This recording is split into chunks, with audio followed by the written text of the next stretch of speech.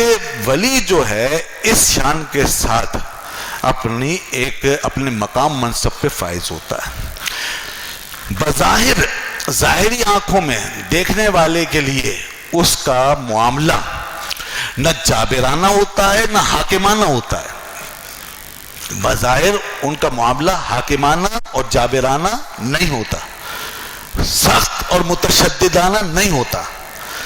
ان کا پورا ظاہری جو معاملہ ہوتا ہے جیسے نرم اور نازک پھول کی پتیاں ہوتی ہیں نا، ان پھول کی پتیوں سے بھی زیادہ ان کا نرم اخلاق ہوتا ہے. اخلاق کی سطح پہ، معاملات کی سطح پر، لین دین کی سطح پر، لوگوں کے ساتھ تعلقات کی سطح پر، ایکشن اور ری ایکشن کی سطح پر ان کے اندر سراسر تپا انفعالیت جلوہ گر ہوگی. یہاں تک کہ اپنے حق کے لیے بھی لڑتے ہوئے نظر نہیں آئیں گے، حق بھی چھوڑ دیں گے، اپنا رائٹ بھی چھوڑ دیں گے، اپنے اوپر ہونے والے ظلم سے بھی صرف نظر کر لیں گے. اتنا مجبور اور مقہور ہو کر رہنے لگیں گے کہ دنیا سمجھے گی کہ یہ تو کسی کام کی نہیں ہے. یہ ایک ظاہری علامت کہ ظاہری طور پہ ان کے اندر ایک ٹوٹ پھوٹ سی نظر آئے گی، ظاہری طور پر شکستگی نظر آئے گی، مغلوبیت نظر آئے گی. وہ دور ہوں گے ان چیزوں سے جس کے اندر حاکمانہ اور جابرانہ تصرف کا موقع انہیں ملے. دور ہوں. کیا کہا تھا حضرت ابو الحسن نوری رحمت اللہ علیہ نے خلیفہ سے؟ جس وقت کہ غلام الخلیل نے 3 وقت کے بڑے بڑے اولیاء کو، صوفیاء کو پکڑوایا تھا.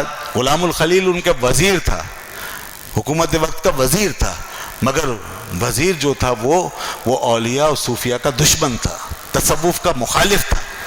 وہ ان سلسلوں کو نہیں مانتا تھا، وہ عقل پرست آدمی تھا، اور اسے یہ صوفیاء اور یہ اولیاء کا سلسلہ ایک بیکار محض چیز معلوم دیتی، اور ان کو وہ نعوذ باللہ ملحد اور بے دین کا فتویٰ دیتا تھا، اور ان کی سرکوبی کرنا، انہیں سزائیں دینا، یہ اپنی زندگی کا مشن اس نے بنا رکھا تھا. اسی مشن کے تحت 3 وقت کے جلیل القدر صوفیوں کو بادشاہ کے سامنے قیدی بنا کے پیش کر دیا. اور صوفی واقعی صوفی تھے، وہ اللہ والے تھے. تو وہ جب سامنے آئے تھے، طویل واقعہ ہے، میں اختصار سے اشارتاً عرض کر رہا ہوں کہ جب وہ وہاں پہنچے تھے تو بادشاہ نے ان کو اس طرح اس کا ذہن بنا دیا گیا تھا کہ خلیفہ نے ان کو دیکھتے حکم صادر کر دیا تھا کہ ان کو فوراً اسی وقت ہمارے سامنے قتل کر دیا جائے اور ان کی گردنیں اڑا دی جائیں.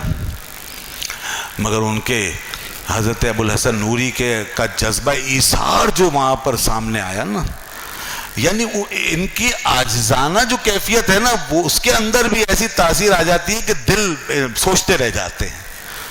ان کی عملی کیفیت بظاہر شکستگی پر دلالت کر رہی ہوتی ہے، بظاہر ٹوٹ پھوٹ پہ، بظاہر مغلوبیت پہ، مگر اس کے اندر ایک عجیب انکسار ہوتا ہے، اس کے اندر ایک عجیب قسم کی مغلوبیت ہوتی ہے کہ وہ ایسی مغلوبیت ہوتی ہے کہ کسی غالب آ جانے والے پر بھی غالب آ رہی ہوتی ہے.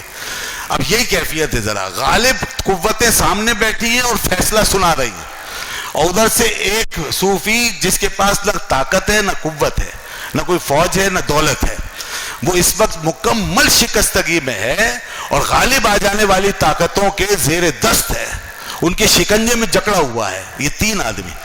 اب اس میں سے ایک ابو الحسن نوری اسی مغلوبانہ حال کے اندر رہتے ہوئے ایک ایسا عمل کرتے ہیں کہ ساری غالب طاقتیں ان کے آگے، ان کے اس عمل کے آگے، ان کی اس کیفیت کے آگے اپنے آپ کو جھکانے پہ مجبور پاتی ہیں.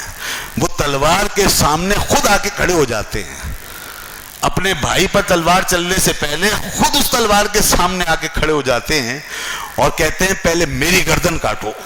یہ دیکھیے، یعنی وہ اس مغلوبیت میں اور آگے بڑھ گئے، اس شکستگی میں وہ شکستگی کو گلے سے لگا رہے ہیں، اس شکستگی کو گلے سے لگا رہے ہیں. اس وقت بظاہر اس ناکامی کو تاج بنا کے اپنے سر پہ رکھ رہے ہیں، اس وقت اس محرومی کو اپنا لباس بنا کے کھڑے ہونا چاہ رہے ہیں، اور وہاں اس وقت اسی شکستگی کو اپنا جھنڈا کی طرح بلند کر کے لوگوں کو دکھانا چاہتے ہیں کہ اگر آپ ہمیں مارنے کے لیے در پہ ہیں، آپ ہمیں اس حال میں پہنچانے کے در پہ ہیں تو ہم تیار ہیں، مگر یہاں بھی ہم اپنے ہی ایک سوچ فکر اور نیت کے ساتھ دنیا سے جانا چاہتے ہیں. اور وہ کیا کہ جب جلاد نے کہا کہ آپ کو جلدی کیا ہے, یہ تلوار ہے, کوئی مذاق نہیں ہے, آپ کی باری آئے گی, انہوں نے کہا نہیں, بات یہ نہیں ہے, بات یہ ہے کہ آج ہماری زندگی کا آخری وقت ہے اور اب ہماری جان جانے والی ہے, اور یہ دنیا سے ہمیں آخری لمحہ ملتا ہے, اور دنیا کا ایک لمحہ جس میں کوئی کچھ کر لیتا ہے تو آخرت کے ہزاروں لمحات سے بہتر ہوتا ہے. تو لہذا اس آخری لمحے میں میرے پاس سوائے اس کے اب کوئی عمل نہیں رہ گیا کہ میں اپنی جان اپنے بھائی پہ قربان کر دوں. لیکن نا صوفی نے ان حالات کو اپنے رنگ میں ڈھال لیا, اس کیفیت کو, اس مغلوبیت کو. صوفی جو ہے مغلوبیت سے غالب اس طرح نہیں آنا چاہتا جیسے کوئی جابر, وہ محکوم سے اس طرح حاکم نہیں بننا چاہتا جیسے کوئی چنگیزیت, وہ اس طرح کا استبداد نہیں رکھتا, وہ شور شرابہ نہیں کرتا, وہ لوگوں پر لوگوں کے لیے مسئلہ نہیں بنتا, وہ اس طرح کی کوئی پریکٹس, کوئی حرکت, کوئی ایکٹیویزم اس کے پاس نہیں ہوتا ہے, بلکہ وہ جس قسم کے حالات ہیں انہی حالات کے اندر وہ اپنا ڈسکورس قائم کر لیتا ہے, جس قسم کے حالات ہیں انہی حالات کے اندر وہ اپنا منہج قائم کرتا ہے, اس کی بساط بچھا کر اس کے اوپر چلنا شروع ہو جاتا ہے. یہ ہیں وہ لوگ کہ اس حالت میں اب شور مچانے, چیخنے, چلانے کا کوئی فائدہ نہیں. اب اس میں ہم اس لمحے کو آخرت کے لیے اور اپنی روحانی بلندی کے لیے کس طرح کیش کرا سکتے ہیں تو وہ اس کی فکر میں ہے. لہذا یہ چیز ایسی اثر انداز ہوتی ہے, ایسے کئی مواقع تاریخ میں مثالیں ہیں کہ جب اس قسم کی کیفیت آئی تو اس کے بعد پھر وہ جو غالب اور جابر طاقتیں ہیں وہ بھی ریزہ ریزہ ہو گئیں.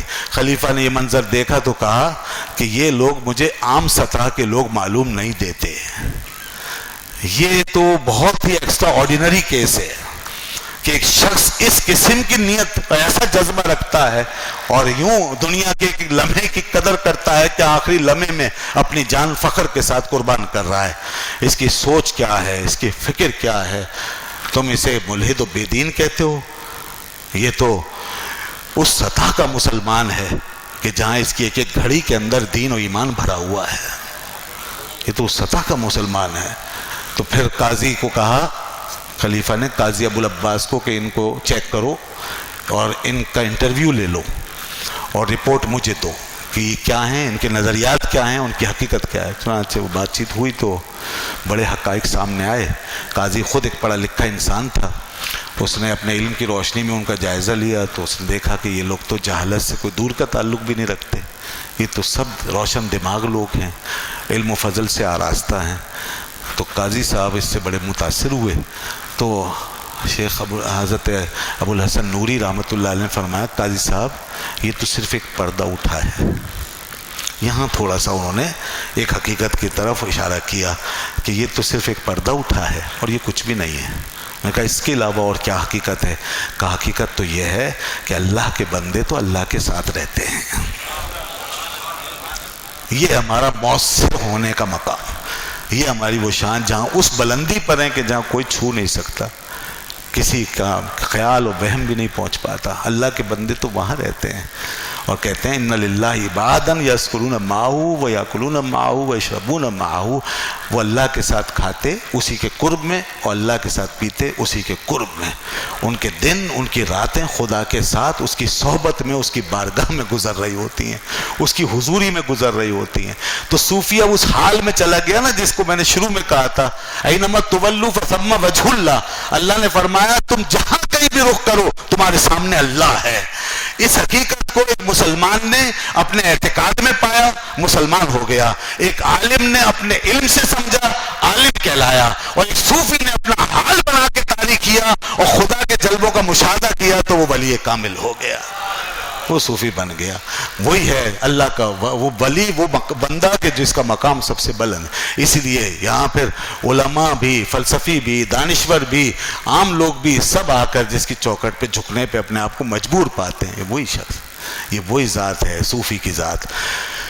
اور یہ بات رسول اللہ صلی اللہ علیہ وسلم نے ایک حدیث میں یوں ارشاد فرمائی.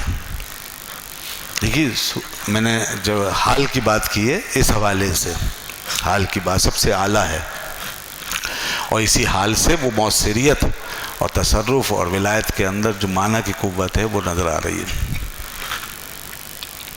پہلے تو یہ سمجھ لیجئے کہ ایک بزرگ نے ولی کی تعریف کچھ یوں کی ہے. ایک ولی ہیں شیخ ابو علی جرجانی رحمۃ اللہ علیہ. وہ فرماتے ہیں کہ الولی الفانی فی هو الفانی فی حالہ. ولی وہ ہوتا ہے جو اپنے حال میں فنا ہو جائے. والباقی فی مشاہدۃ الحق، اور مشاہدہ حق میں جا کے باقی ہو جائے. یہاں سے گزر جائے، فنا ہو جائے، اور وہاں جا کے کھڑا ہو جائے. یہاں سے غائب ہے، وہاں باقی موجود ہے. یہ ولی جو اپنے حال میں فنا ہو جائے اور مشاہدہ حق میں باقی ہو جائے، یہ ولی. یہ اب رسول اللہ صلی اللہ علیہ وسلم نے اسی کیفیت کو اس حدیث میں بیان فرمایا. یہ جو نماز پڑھتے ہیں، ہمیں اسی چیز کو سامنے رکھنا ہے نا. ہم اس تک پہنچ پائیں یا نہ پہنچ پائیں، کم از کم اقرار تو کریں، اور قرآن و حدیث سے اس کو سمجھے تو صحیح کہ اللہ کے رسول صلی اللہ علیہ وسلم فرماتے ہیں، جب پوچھا جبرائیل نے کہ یا رسول اللہ صلی اللہ علیہ وسلم عبادت میں احسان کا مرتبہ کیا ہوتا ہے؟ مل احسان ہو یا رسول اللہ. یہ بخاری شریف کی حدیث ہے نا، بڑی مشہور حدیث ہے. مل احسان ہو یا رسول اللہ، احسان کس کو کہتے ہیں؟ تو آپ نے فرمایا الاحسان ان تعبد اللہ کانک تراہ فإن لم تکن تراہ فإنہ یراک. احسان کا مرتبہ عبادت میں یہ ہے کہ تم اللہ کی عبادت اس طرح کرو کہ گویا تم اسے دیکھ رہے ہو. فإن لم تکن تراہ فإنہ یراک. اور اگر یہ حال تم پہ طاری نہیں ہوتا تو پھر کم از کم یہ تصور کرو کہ وہ تمہیں دیکھ رہا ہے. یہ دو قسم کے حال ہیں، ایک حال اعلیٰ ہے، ایک ادنا ہے. اعلیٰ حال میں انسان اس طرح ہے کہ اس کی آنکھ سے سب کچھ غائب ہے، بس جس کے سامنے کھڑا ہے اسی کو دیکھ رہا ہے. یہی وہ حال ہے کہ جب عام حالت میں تبدیل ہو جاتا ہے تو پھر اینما تولوا فثم وجہ اللہ. پھر بندے کی حالت ہے کہ وہ ہر چیز میں خدا کا جلوہ دیکھتا ہے، ہر رنگ میں خدا